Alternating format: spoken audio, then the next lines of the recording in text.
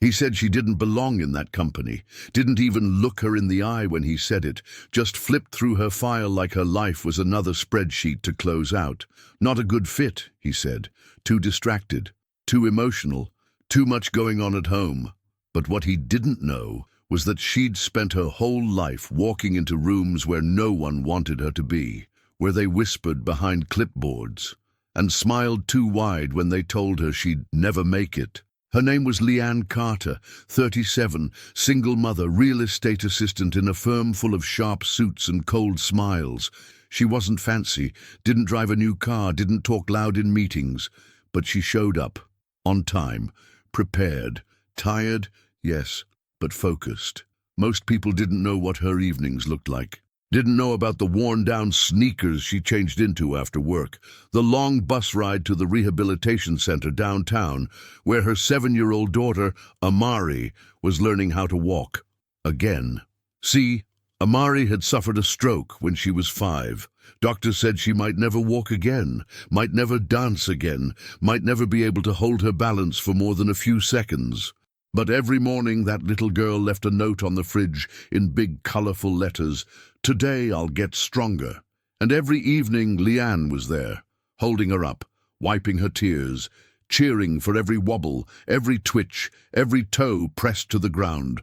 So yeah, she left work a few minutes early sometimes, 15 minutes here, 10 minutes there, always telling the front desk, always making up the hours on the weekends. But the partners didn't care, didn't ask. They just saw her chair empty at 4:45 and her face too tired at Monday meetings. They didn't see her studying housing laws at midnight, with one hand typing and the other soothing a child through a leg spasm. Didn't hear her whispering to Amari in the dark, "You're my reason. I'll never stop showing up for you." So when her boss, Mr. Wexler, called her into his office that Friday, she already knew what was coming. The way he leaned back in his chair, the way he crossed his arms and stared at her like a problem to be fixed, not a human being fighting for her daughter's future. "Leanne," he said, "we've had several discussions about punctuality. It's not personal, it's just not working out." And just like that, 10 years of loyalty, late nights, overtime, dismissed in 30 seconds. She left the office in silence, didn't cry, didn't argue. Just walked down the hallway with the same dignity she'd always carried, because at 5:30 that evening, her daughter had session number 16, and Leanne would never be late for that. What they didn't know is that on that very day, Amari took her first 3 steps, held onto the railing with shaking fingers, and made it across the mat, then fell, right into her mother's arms. Leanne held her, sobbing quietly, feeling the weight of every doubt melt into the floor beneath them. And somewhere, in an inbox she wouldn't check until Sunday morning, was an email. Subject line, "Termination of employment." Reason, "Misalignment with company values." But tell me now, what kind of company values punish a mother for choosing her child's legs over a leather chair? If you've ever had to work twice as hard just to be seen as enough, take a deep breath, sweetheart. This story might be closer to yours than you think. The Monday after she got fired, Leanne didn't sleep in. She still woke up at 5 a.m., still made oatmeal, still packed Amari's little therapy bag with socks, a notebook, and the purple headband that made her feel brave. Because dignity doesn't disappear with a paycheck. But the silence in that tiny apartment hit different now. No emails buzzing, no back-to-back calls, no calendar reminders telling her when to breathe, just the soft hum of the refrigerator and the voice of her daughter practicing left, right, balance, left, right, balance. It had been 3 days since Wexler fired her, and not one person from that office had called to check on her, not even the woman from HR who used to eat lunch across from her in the break room, the one who said, "I admire how strong you are," but never once helped lighten the load. Because in that office, Leanne had learned the unspoken rule: if you're not useful, you're invisible. She was the one they called to cover for late agents, to fix contracts someone else messed up, to bring coffee and take initiative, even though she wasn't paid to lead anything. But when she needed 15 minutes to catch a bus, to show up for her daughter, to be human. Suddenly, she was unreliable. At Amari's therapy session, Leanne watched her daughter struggle through the steps. 2 forward, 1 sideways, a stumble, a catch. The therapist smiled. "She's getting stronger," she said. "Steadier." Leanne nodded, but her hands were trembling because the rent was due in 12 days. And her savings were nearly gone. That night, after putting Amari to bed, she pulled out her old laptop, logged into a job site, typed in real estate assistant, flexible hours, but her heart sank. Most listings were full-time. Some said, must be available evenings and weekends. Some said nothing at all, just listed a salary that barely covered childcare. Still, she sent out 8 resumes. And in the message box, she wrote the same thing over and over. "I'm a dedicated worker with over a decade of experience. I'm looking for a company that values not just performance, but people. I'm also a full-time caregiver to a child with medical needs, and I'm seeking flexibility, not charity." It was honest, it was bold, and it was quiet desperation dressed as professionalism. The next morning, while brushing Amari's hair, Leanne's phone buzzed. Unknown number. She almost didn't answer, almost let it ring, but something in her chest said, "Pick it up." She did, and the voice on the other end. She hadn't heard that voice since the day she was fired, because it was him, Mr. Wexler. "Leanne," he said, his voice unusually low, "I know this is unexpected, but would you be open to a conversation?" She didn't answer right away, didn't even breathe. Because in that moment 1,000 questions crashed through her like glass. Why was he calling? Why now? What did he want from a woman he threw away like yesterday's trash? And what he said next was something she never thought she'd hear. "I need your help." For a moment, Leanne just stared at the phone in her hand. Mr. Wexler, the same man who told her she wasn't a good fit. The same man who sent her packing with a 2-sentence email after 10 years of showing up early and staying late. Now he was calling her, saying he needed her help. The word help tasted sour coming from his mouth, because in all the years she worked for him, he never once lifted a finger to help her. Not when she asked for a flexible schedule after Amari's first seizure. Not when she requested a quiet space in the office to take doctor calls on her lunch break. Not when she begged for time off the week her daughter had surgery. He said, "We all have personal things, Leanne, but this is a high-performance environment." And now, suddenly his voice on the line was softer, almost unsure. "I'm in a situation," he said. "There's been some restructuring, and I could really use someone who knows the back-end systems, knows the clients, knows how we operate." She didn't say a word, not yet, because silence sometimes says more than a scream. "I know you probably don't want to talk to me," he continued, "and I don't blame you, but I'm out of options. Out of options." That's what she had been too, when she was skipping meals to make sure Amari had enough protein, when she sold her grandmother's earrings to cover the electricity bill, when she cried in the supply closet at work and wiped her face before going back to smile at clients. Leanne let the silence stretch, then finally said, "Are you offering me a job, Mr. Wexler?" He hesitated. "Not officially," he said. "There's no full-time role yet. I'm consulting with a few firms, trying to get back on my feet, but I need someone I can trust to help manage the files, coordinate meetings, maybe even step in on a few client calls if they ask for a familiar voice." She almost laughed. Familiar voice. She'd been invisible in that office, only useful when someone else dropped the ball, only noticed when she made things smoother for someone more important. "Is it paid?"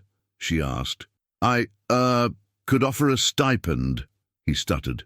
"It wouldn't be much at first, but—" She cut him off. "I'm a single mother with a disabled child. I don't work for stipends." The line went quiet, and in that quiet, Leanne realized something. She wasn't afraid anymore. Not of him, not of rejection, not of being too much for an office that only made space for robots. She had nothing to lose, and everything to protect. But even as she stood firm, one question kept echoing in her chest. Why did he fall? Wexler was always the one in control, always the one calling the shots. So what happened to bring him down? She didn't ask him that day, didn't need the details. But that night, after putting Amari to sleep, she got curious. She opened her old company email, the one they forgot to shut down, and checked the inbox. What she found was a message with a subject line that made her blood run cold. Confidential, internal review, harassment allegations, and right beneath it was her own name. She stared at the screen. The cursor blinked. The email sat there like a wound that never closed. Subject: confidential, internal review, harassment allegations, attachment, testimony request, employee, Leanne Carter. And yet, no one ever told her a word. No call, no meeting, no HR follow-up, no chance to explain herself, or even to understand why her name was tied to something so dangerous. She clicked the attachment. Her hands were shaking, not with fear, with memory, because something in her bones already knew.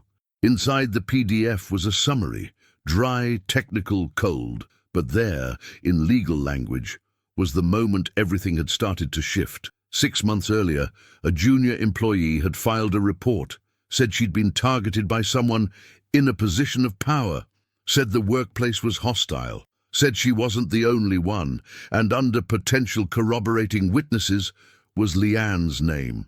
Not because she had seen something, but because she had lived it. Because once, in a team meeting, Mr. Wexler had leaned too close to her, mocked her blouse, said, "Trying to look professional today? Good for you." Everyone had laughed. She hadn't, because humiliation in a quiet voice still cuts like a knife. And there was more. Little comments, private mentoring sessions that weren't about work, a hand that rested too long on her shoulder during client visits. She had never spoken up, because women like her, black, overworked, raising a child alone, they weren't believed. They were emotional, overreacting, looking for drama. But someone else had spoken, and someone else had listed her as a possible witness. Now it all made sense. Why her requests for flexibility suddenly weren't aligned. Why she was removed from major accounts, why the partners stopped looking her in the eye. She wasn't fired for being late, she was erased before she could speak. Leanne sat back in her chair. The city outside her window buzzed like nothing had happened. But inside her, something had broken free. Not rage, not revenge, just clarity. Wexler hadn't called her out of kindness. He was falling. He needed a woman with clean records and silent history to make him look stable again. He needed a name like hers to clear his. And for the first time in a long time, Leanne felt something close to power, because now she had a decision to make. She could ignore the email, walk away, rebuild her life from scratch, or she could step forward, tell the truth, and open a door that had always been locked from the inside. The next morning, she dropped Amari off at her session, kissed her forehead, and whispered, "Today, I'm gonna walk better too." Then she walked into the Community Legal Center on 9th and Jefferson. She'd never been inside, but the woman at the desk recognized her from church. "You here for housing or labor?" the woman asked kindly. Leanne answered with a voice that didn't shake. "Both," the woman nodded, slid her a form, then paused. "You were with Wexler Real Estate, right?" Leanne froze. "Yes." The woman leaned in and said something Leanne wasn't ready to hear. "You're not the only one who came in." Those 7 words hit her harder than the termination letter ever did. "You're not the only one who came in." The woman at the legal center didn't flinch, didn't gossip, didn't act surprised, just handed Leanne a clipboard and said, "Take your time. We'll get you seen today." Leanne sat down in the waiting area, hands trembling. But for the first time, it wasn't from fear. It was relief, a heavy kind. The kind that comes when you realize the weight you've been carrying. That shame, that silence, that constant second-guessing was never yours to carry alone. She looked around the room, a young woman holding a baby bottle, an older woman in scrubs, dozing off with a folder in her lap. Another woman in heels, tapping her foot like she had somewhere else to be, but her eyes looked hollow, familiar. They were all here, for different reasons, but somehow all connected. While she waited, she opened her notebook, the one she usually kept for Amari's therapy notes, and flipped to a blank page. At the top, she wrote, "What I remember." And then she wrote down everything. Not just the big things, but the small things. The tone in Wexler's voice when she said no. The way he only complimented women on their looks, never on their numbers. The jokes he made in front of male clients that made her skin crawl. The way he used praise like a leash, pulling her closer when she was useful, yanking it back when she dared to speak up. She filled 2 pages before her name was called.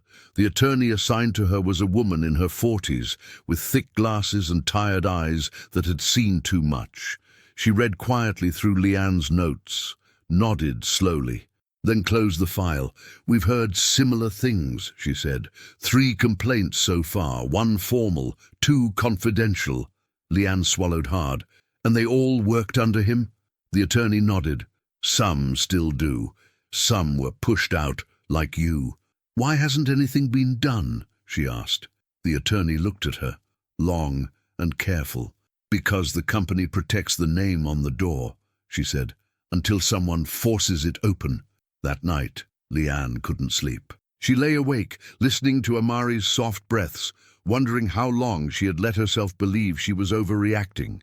How many times she had blamed herself for not being stronger, more professional, less emotional. But she wasn't emotional. She was exhausted, and that is not the same thing. She stood up quietly, pulled the same notebook from her bag, and added something on a fresh page. "I believe what I saw, and I believe what I felt." The next morning, an email came in. Not from Wexler, not from the lawyer, from a name she hadn't seen in years. Carmen Vega, a former colleague, smart, brave, used to joke that she kept a folder of red flags on her phone. The message was short. "I heard you went to legal aid. I've been waiting for someone to go first. Can we talk?" Leanne stared at the screen, then typed back, "Yes, but not just talk. Let's open the door." They agreed to meet at a small diner off South Maple Street. Neutral ground. Quiet. Leanne showed up early, ordered coffee she couldn't afford, sat facing the door, and when Carmen walked in, older but still sharp-eyed, she wasn't alone. Behind her were 2 more women, all former employees, all with stories, and one of them was carrying something in her hand, a flash drive. "I think you'll want to see this," she said. The woman who handed Leanne the flash drive was quiet. Didn't smile, didn't blink much, like she'd spent the last few years learning how not to take up space. Her name was Devon. She used to handle payroll and office expenses at Wexler's firm. People called her shy because she didn't laugh at the jokes, didn't go to happy hour, didn't play dumb. But she was watching, and what she saw, she saved. She slid the flash drive across the table, didn't say what was on it, just whispered, "This is why they made me sign a non-disclosure." Leanne hesitated before picking it up, because sometimes truth comes with a weight heavier than lies. Back home, after Amari's bath and bedtime story, Leanne plugged the flash drive into her old laptop, and what she found wasn't gossip, it was a record. Emails, voicemails, meeting recordings, screenshots, HR complaints that were resolved without follow-up, pay discrepancies, calendar invites sent late at night for private coaching. There were transcripts of conversations she remembered word for word, moments she'd buried deep, told herself weren't real because no one else had reacted. But someone had. Devon had. She kept everything. One recording made Leanne stop breathing. It was from a morning meeting, one she'd attended, but had forgotten the details of because Amari had had a seizure the night before. Wexler's voice rang clear through the speaker. "I don't care if she's got a sick kid or a sick excuse. If she's not at her desk at 9 sharp, she's out. This isn't a charity." And someone in the background laughed. Leanne listened in silence, jaw tight, eyes dry. Because this wasn't just about her anymore. It wasn't just about losing a job or being disrespected. It was about a system that thrived on women staying quiet, on single mothers being too tired to fight, on dignity being chipped away until all that was left was fear dressed as professionalism.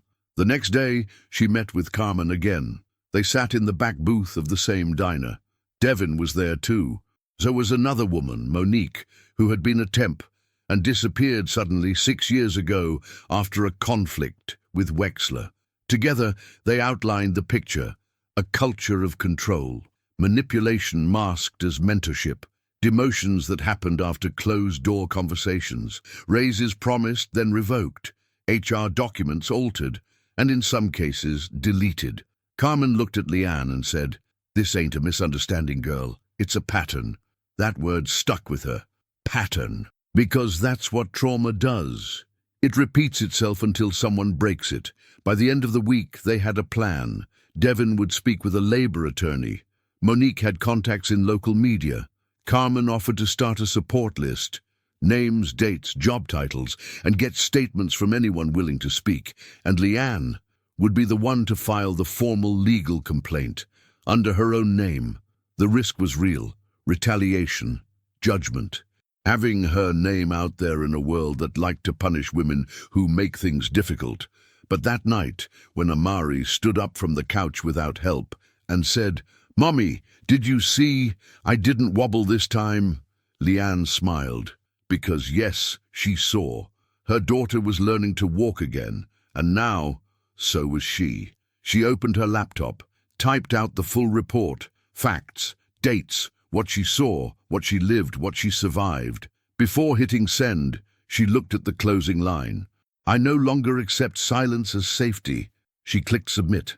The screen froze for a moment, then flashed a green confirmation, and just as she closed her laptop, her phone buzzed again. New voicemail from Mr. Wexler. She pressed play. His voice was sharp, no longer soft, no longer asking. "I need you to call me back, Leanne. Immediately. This is serious. You've made a mistake." She didn't flinch, because the only mistake was thinking she'd stay silent forever. The voicemail stayed on her phone all night. She didn't play it again. She didn't need to. She knew that tone by heart. It was the same voice that once told her, "Be grateful you have a job at all." The same voice that smiled in front of clients but clenched behind closed doors. It wasn't worry in his message. It was warning. Leanne had seen this kind of man before, the kind that believed silence was loyalty, and loyalty meant obedience. She deleted the message, then blocked the number, but she couldn't block what came next. 2 days later, an envelope arrived. No return address, typed label. Inside, a letter from a law firm representing Wexler. It wasn't a lawsuit. Not yet. Just a reminder of the NDA she signed when she was let go. A veiled threat, dressed up in legal language like speaking publicly may be considered a breach of agreement. Reputation harm may lead to consequences. We urge you to consider your position carefully. She read it twice, then slid it across the table to the woman from legal aid. The woman didn't blink. She'd seen this trick before. "Empty pressure," she said. "They want you scared, not because you're wrong, but because you're right. And you've got proof." Still, Leanne couldn't lie. The fear was real. That night, after putting Amari to sleep, she sat alone on the kitchen floor. Bills on one side, flash drive on the other, no job, no stable income. And now, a powerful man trying to silence her again. But there's a difference between fear and surrender, and she'd come too far to go back. The next day, she met with Carmen and Monique again. Devon, joined by video call, said her employer was pressuring her to stay neutral, but none of them were neutral anymore. They were angry, they were tired, and they were ready. Carmen had already spoken to a journalist, a black woman who ran a newsletter for working mothers. Independent, bold, respected in the community. "She wants to do an interview," Carmen said. "Wants to tell the story right, from our side, not theirs." Leanne didn't answer right away. She looked out the diner window, watched a woman walk past, pushing a stroller with one hand and balancing groceries with the other. She thought about all the women like that, the ones who worked twice as hard, who stayed quiet because they couldn't afford to lose what little they had. Then she turned back to Carmen. "Okay," she said. "Let's tell it." That night, she wrote her part of the story, didn't hold back, wrote about how they praised her for resilience, but punished her for needing grace, how they smiled when she overperformed, but turned cold when she asked for human decency. She ended it with a sentence that burned through the screen. "He took my job, but he never took my voice." 2 days later, the article went live. It wasn't sensational. It wasn't loud, but it was powerful. The cost of silence. How one mother's fight opened the door for many. Within 24 hours, over 6,000 people had read it. Comments flooded in. Women from all over. Nurses, teachers, cashiers, assistants, mothers saying, "This is my story too." And then something unexpected happened. An email from another former employee at Wexler Real Estate. She left the company 5 years ago, had never spoken publicly, but she ended her message with something simple. "I have something to add. And I'm not afraid anymore." Leanne closed her eyes. Let the weight settle. This wasn't about revenge. It was about repair, about dignity, about standing in the middle of the storm and not backing down. But as she reached for her notebook to write the woman's name down, there was a knock at the door. It was late. Too late for neighbors, too late for mail. She peeked through the peephole, and her breath caught in her throat. It was him, Wexler, standing in the hallway, alone, with something in his hand. She didn't open the door right away. She stood there, frozen, watching him through the peephole. 10 years she worked under that man, and not uma única vez ele foi até a casa dela. Now, after emails, threats, and exposure, he stood on her doorstep like a man with something to lose. He wasn't in a suit, wasn't holding his phone, wasn't flanked by assistants or lawyers, just him, and an envelope in his hand. Leanne's first thought was Amari. She looked back toward the hallway, the light in her daughter's room still glowing under the door. Then she took a breath, opened the door just a few inches, enough to look him in the eye. "Wexler." He blinked, like he wasn't expecting her to say his name, like it unsettled him to hear it so direct. No mister, no apology in her tone. "Can we talk?" he said. His voice was low, calm, like the storm wasn't already howling outside. She didn't move. "You have 5 seconds, she said.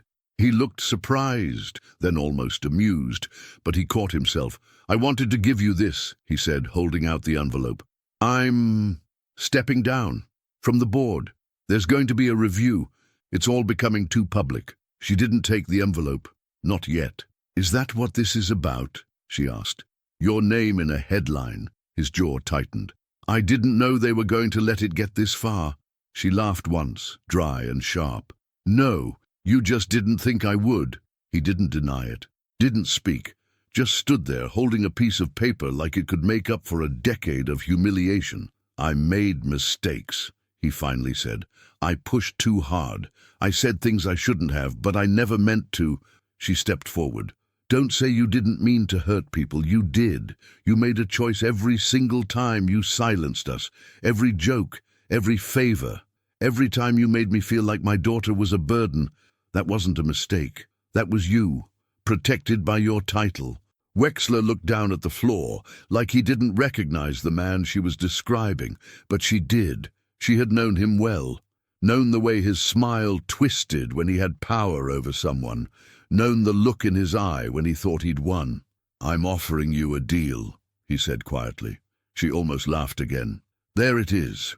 He held out the envelope farther. "I'll sign a letter of recommendation. Positive, full of praise, no mention of termination. You'll get work, better pay, no black marks." "And in return?" she asked. He looked her dead in the eye.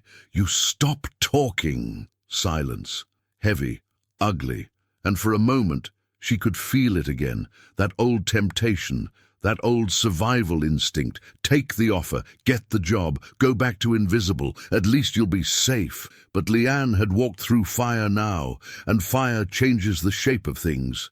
She reached out, took the envelope, opened it. Inside was a signed letter, just like he said, flattering words. Big phrases like essential asset and dedicated leader.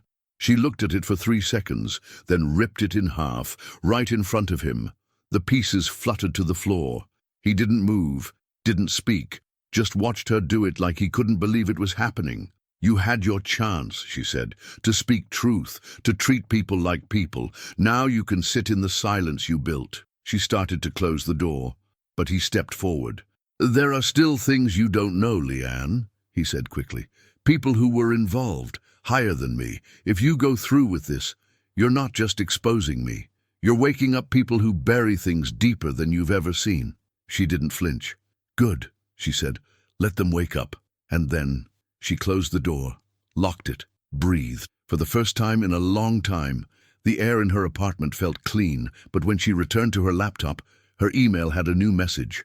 Subject: urgent external party reaching out regarding investigation, from an address she didn't recognize. But the name was one she remembered from a company retreat years ago, a senior executive from corporate headquarters, someone who should have never had her personal email. The name on the email was one she hadn't heard in 5 years.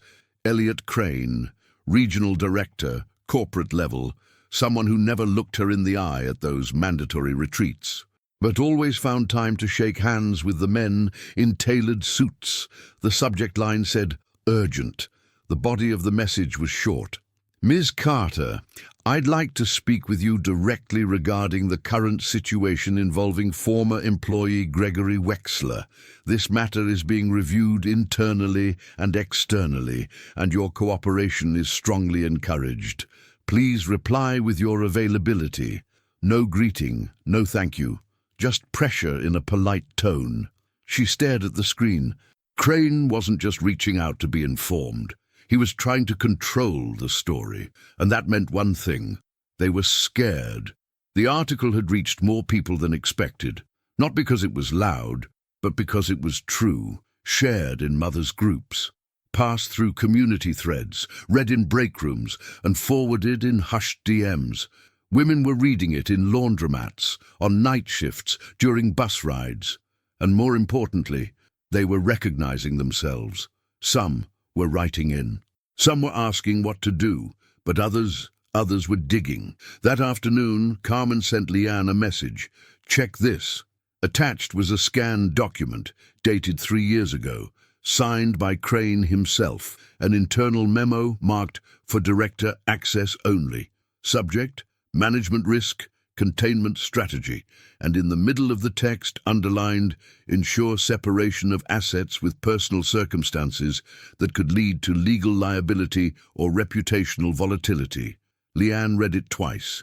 Then again, because that memo, it wasn't about profit margins. It was about removing people like her before they became inconvenient, people with personal circumstances, like a child with a disability, like a pattern of requesting time off, like someone who might speak up when something wasn't right. This wasn't negligence. It was a strategy. She called Carmen immediately. This goes beyond Wexler, she said. This was never just one man. They've been grooming a culture that punishes women who can't be perfect machines. Carmen's voice was steady. Then we stop calling it misconduct. We start calling it what it is. Discrimination. Leanne didn't sleep that night. She sat at the table with Amari's crayons, mapping out everything she knew. Wexler's private coaching sessions, the women who were pushed out quietly, the NDAs, the mentorship programs, the promotions that never came, the pay gaps, the jokes in closed-door meetings, the memo from Crane. It wasn't chaos, it was organized, sanitized, corporate, intentional, and now someone at the top had noticed her voice was getting louder. The next morning, she replied to Crane, I'm willing to speak, but not in private, and not without counsel present. Any information I share will also go to the Department of Labor, and I will be recording our conversation for my safety. She hit send, then sat back. That same afternoon, she got another email. But this one was different, from a woman. Name, Sophia Darby. Title, Senior HR Specialist, Corporate Ethics Division. Her message said, You don't know me, but I've been watching this unfold. I left Wexler Real Estate last year, and I have information, records, deleted files, documents they thought were gone. I've been waiting for the right person to stand up. I think that person might be you. Leanne closed her eyes. She wasn't just part of a complaint anymore. She was the spark that found the wire. And now, it was all about to catch fire. The message from Sophia Darby sat at the top of her inbox like a match above dry paper. Leanne reread it 5 times. I have information. Deleted files. Records they thought were gone. I've been waiting for the right person to stand up. She didn't know whether to feel honored or terrified. Because this wasn't speculation anymore. This wasn't memory. This was proof. She called Carmen first. Carmen didn't hesitate. She's real, she said. I've heard her name before. Quiet type. Always played it safe. But I think she saw too much. That night, they set up a video call. Sophia appeared on the screen in a dimly lit room, shoulders tense, voice quiet but clear. I'm not brave, she said first. I want that to be honest. I didn't speak up when I should have. I watched women get pushed out. I filed reports I knew they wouldn't read. I signed off on HR closures that made my stomach turn. But I saved things because I knew one day someone would need the truth. She opened a folder on her screen, shared her screen, and what Leanne saw made her stomach drop. A spreadsheet, long, coded, clinical. Title, Employee Attrition Reports, Non-Compliance Flags. One column listed names, another marked the reason for flagging. Not performance, not disciplinary action, but things like requested modified schedule due to childcare, excessive PTO requests, medical, emotional in team settings, personal boundary concerns. Leanne's name was there. So were Carmen's, Monique's, Devin's, others she didn't know yet. This wasn't a failure of leadership. This was a machine, and they had tags for every woman who didn't fit the mold. Sophia clicked into another file. It was a PDF of a quarterly meeting memo, a slide deck, like the kind they used at those corporate town halls, smiling stock photos, big buzzwords. But buried in the speaker notes was this: we must quietly streamline roles, with higher risk of legal attention. Those with medical entanglements or dependents often create HR complications. Risk can be mitigated by non-renewal or attrition. Medical entanglements, that's what they called her daughter. That's what they called Amari. Leanne felt heat rise in her chest. Her eyes didn't tear. They sharpened. You saved all of this? She asked. Sophia nodded. They told me to wipe the archives when I left. I backed it up instead. She paused. I'm not doing this for revenge. I'm doing this because I watched too many women leave crying. And I told myself it wasn't my fight. Now, it was everyone's fight. By the end of the call, they had everything they needed. Names, dates, files, testimonies, and a pattern no one could deny anymore. Carmen leaned in on the call and said, "We take this federal. Labor violations, discrimination, retaliation, whistleblower intimidation." It was all there. The next day, they filed the full report with the Department of Labor and sent a separate file to an investigative journalist at the Herald. No more whispers, no more back doors, no more playing by rules written by men who never had to choose between a paycheck and their child's medication. They knew retaliation might come. They knew reputations could be twisted. But the truth had waited long enough. And the truth was loud now. That same afternoon, Leanne received a second message from someone she hadn't heard from in years. Her old mentor, Marcia, a senior broker who had quietly left the firm in 2018. The subject line said, "I'm ready to speak too. And I still have the emails." And below it, a single line. "But you need to be careful, Leanne, because the people above Wexler, they don't lose without a fight." Marcia's message came like a wind before a storm. They don't lose without a fight. Leanne sat with those words for a long time, because she knew what kind of fight it would be. Not fists, not headlines, but subtle, strategic. Powerful people don't argue out loud. They rewrite the story before you can speak it. That night she couldn't sleep. Amari stirred in her room, calling for her in a dream. Leanne went in, tucked her back under the blanket, whispered, "I'm here." She always was, but outside those walls, forces were moving, and the next morning she saw the first ripple.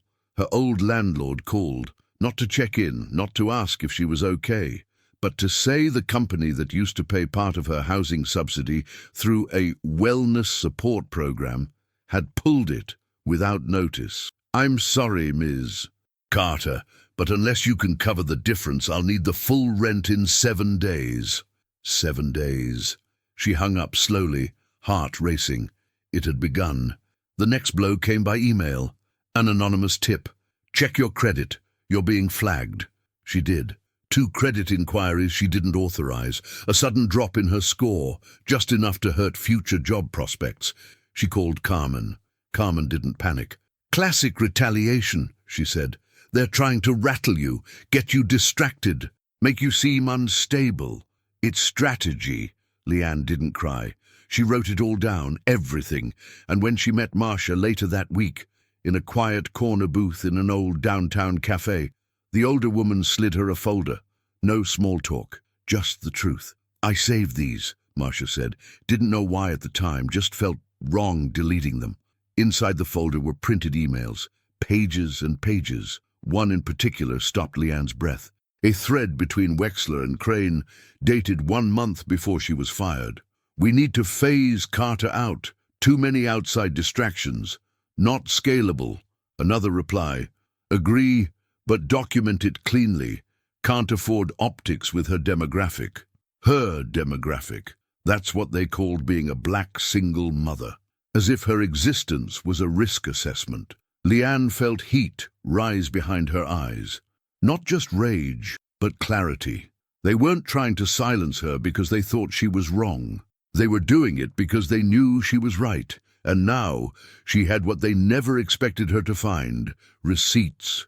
Not just testimony, but internal language, patterns, evidence.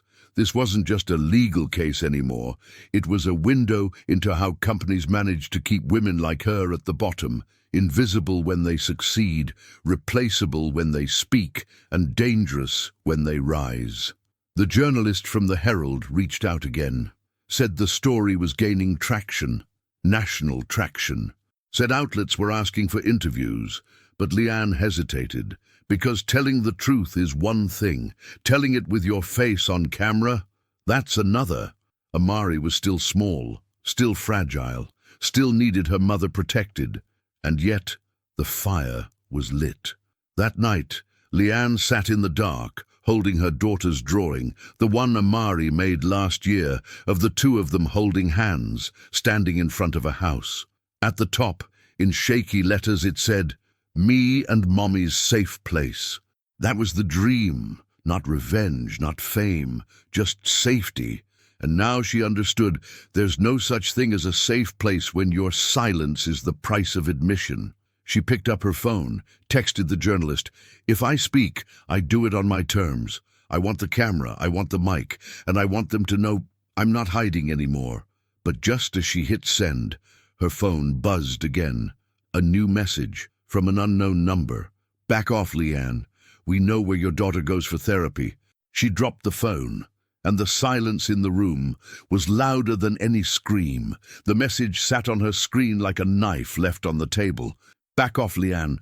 We know where your daughter goes for therapy." No punctuation, no name, just ice. Her first instinct wasn't fear, it was rage. The kind that rises from the center of your chest, slow and hot and final. Because this wasn't about her job anymore. This wasn't about pride, or a headline, or a legal win. They had crossed a line. They said her daughter's name. Without saying it, they made her child a pawn, and that's the moment they lost. She didn't scream, didn't reply. She took the phone, walked to the bathroom, and splashed cold water on her face. Looked at herself in the mirror, tired eyes, tight jaw, but something deeper shining back. Resolve. She dried her hands, walked back to the kitchen, sat down, and started making calls. First, Amari's therapist, to alert them. They promised to double-check all visitors, to put Leanne on an immediate security alert list, to protect her daughter like their own. Second, Carmen, who, before she could finish explaining, said, "Leanne, it means they're cornered. They want you scared, because they know you're about to blow the roof off this thing. Third, the journalist. She gave him everything, not just testimony, not just the files. She gave him the threat. He paused, then said, quiet but fierce, "Are you sure you want this on record?" Leanne closed her eyes, thought about Amari's legs shaking, her tiny fingers gripping the therapy bars, and the way she smiled through every ounce of pain. Then she opened her eyes. "Yes," she said, "if something happens to me, I want the world to know exactly who they should be looking at." By nightfall, she had a plan. The story would go live the next day. Not in one paper, but 3. All coordinated, all verified. It would name names, show documents, outline patterns, and expose everything from Wexler to Crane to the corporate directors who greenlit it all from a distance. But that night, while the world slept, Leanne sat in the living room, wide awake.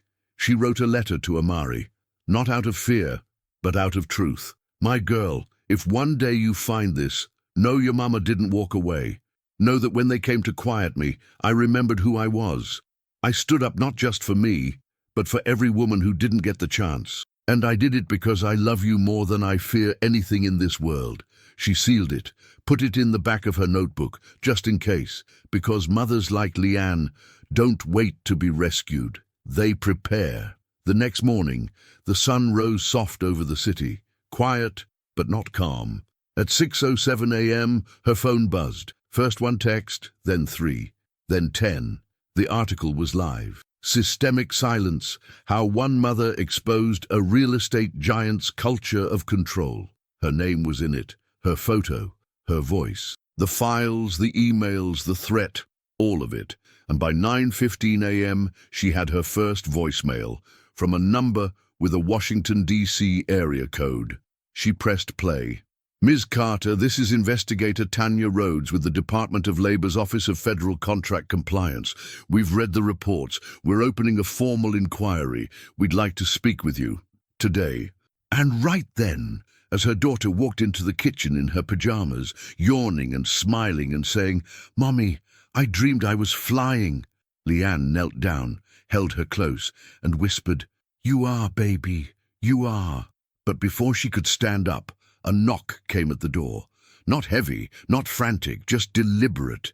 She peeked out the peephole, and what she saw was a man in a dark suit, holding a badge. He stood at her door, tall, calm, quiet, government badge in one hand, a small notepad in the other. "Ms. Carter, I'm with the Department of Labor. May I come in?" She didn't flinch, didn't hesitate, because when you've been ignored for years, you know what it costs just to be heard. She opened the door, led him to the table, offered coffee she couldn't afford to waste. He took out a recorder, pushed it gently across the wood.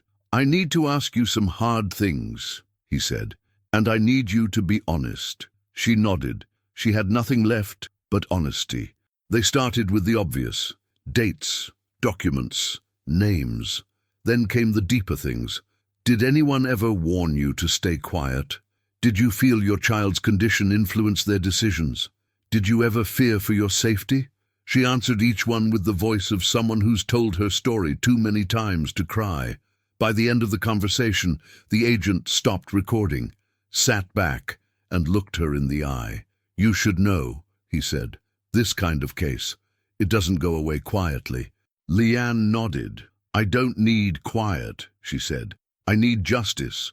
Just then, a beep from her phone. Another message, this time from a blocked number. "You've made yourself a symbol. Symbols burn quickly." She showed it to the agent. He took a photo.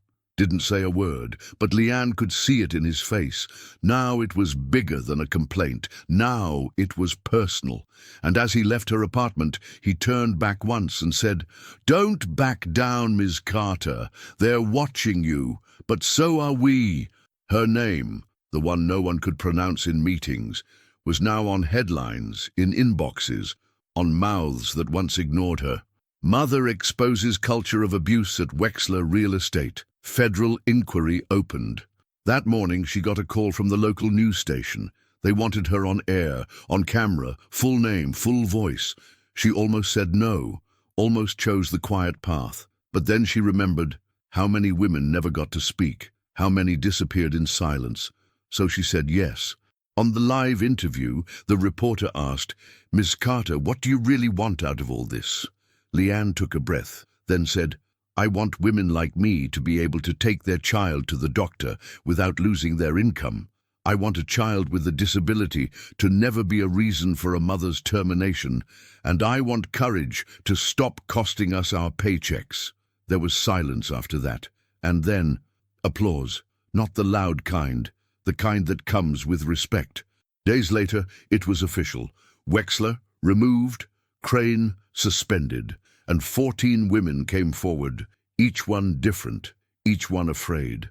But all of them said the same thing: "She gave me the courage to speak." That night, as she held Amari close on the couch, her daughter asked softly, "Mommy, are you famous now?" She smiled. "No, baby. Mommy just told the truth." Later that night, her inbox pinged. A new message, this time from the company itself. "Ms. Carter, we'd like to discuss a possible offer, a new role, new terms." She didn't respond. Instead, she opened the bottom drawer of Amari's desk, pulled out the old drawing, the one with 2 stick figures holding hands in front of a big door, and a little golden key floating above them. She closed her eyes and smiled, because she already knew the answer. She never replied to the company's email. Not that week, not ever. Let them wonder. Let them wait. She wasn't walking back into a place that told her her daughter was a liability. She didn't need their titles. She didn't need their table, because now she had her own. Today, Leanne works for herself, certified real estate agent, independent, respected. She helps other mothers like her, the ones who can't take off work at 2 p.m., the ones who bring their kids to showings because babysitters cost more than groceries. And Amari? She walks now, wobbly but steady, proud, unafraid. In their living room, taped above the light switch, hangs the old drawing. 2 girls, 1 door, 1 key. Leanne used to believe she worked for a man who had all the keys, but in the end, she was the one who carried the courage to unlock the right door. The door no one else wanted to touch, the one that led to dignity, not victory, not vengeance, dignity, because that's all she ever wanted, to be treated like she mattered, to be heard without being silenced, to raise her child without begging for permission. And now, she turns that key every day, for herself, and for those still standing behind a locked door, waiting to be seen. Mr. Solomon, soft, slow. If this story reminded you of your own, let it live in the comments, because sometimes, baby, the door ain't locked. We just need the right key and the courage to turn it.